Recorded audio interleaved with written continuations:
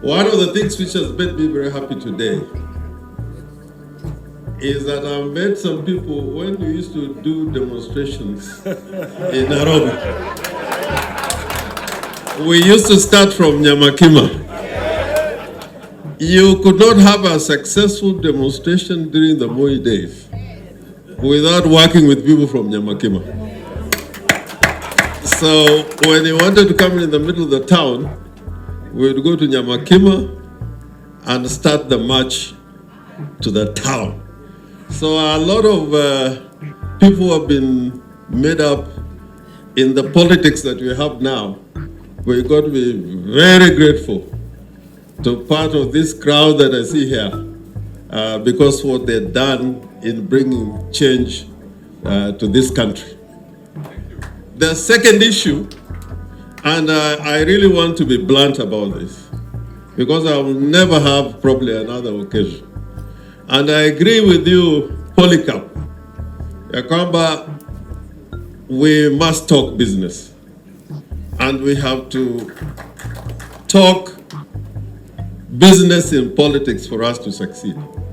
And I think as the Prime Minister was advising us, if you look at the question of Korea and other countries that he mentioned, they did that turnaround from talking pure politics, like in South Korea, when it was all about power, without business, to make that transformation.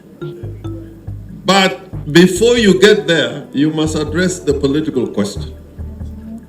If you cannot resolve the political question, to answer the business needs becomes extremely difficult. And I want to note here that at the social front, you are doing very well. Doing very well. If you go to Kisumu, you take a Kenya Airways flight on a Friday. I can tell you, because me, I'm married from the mountain. 20% of the people in that aircraft will be people going for visitation in western part of Kenya, seeing families in western Kenya. I also have people in my home who almost every month have to go to the mountain because there's a wedding, there is a funeral, or there is some kind of celebration. And even making babies, you know, the babies that we are making.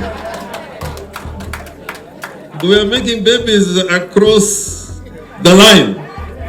Bila ubaguzi. The only thing that brings trouble is the political question. How do we answer that political question? And in my view, the handshake was about inclusivity. The handshake. How can we be inclusive as a nation so that we can talk about one indivisible country called Kenya? Can a Luo rise up to the president of this country and the Kikuyus are comfortable with it? That is an easy answer to make, but on election day it is not very easy. Can a Luo accept a Kikuyu as a president? And I know they can, because there's a time I stood for president, they chose Kibaki thanks to Raila Odinga instead of me. So I know they can accept. They can accept. It is time that we take this question seriously, because inclusivity, even in the United States of America, despite the troubles they've had, they have shown us that a black man can be president in the United States of America. They have shown us that a woman can be a vice president in the United States of America.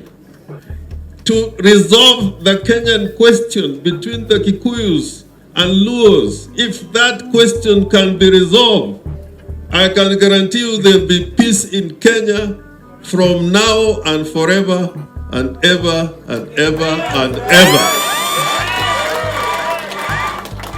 And I know the people from the mountain can do it. Because when Kibaki became president in the year 2002, they were calling Raila Amolo Odinga, what was that word? Jamba.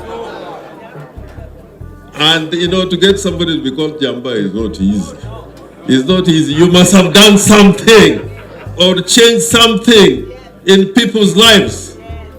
And then after addressing that political question, because the twin brothers in this country, who when they live in peace, Kenya is in peace, is the Kikuyus and Luos.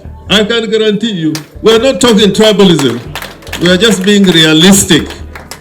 And finally, like Raila Amolo Odinga said, if you have the right ideas, you can change a country. There was a small man in China who said he does not mind whether the cat is black or white, so long as it can catch mice.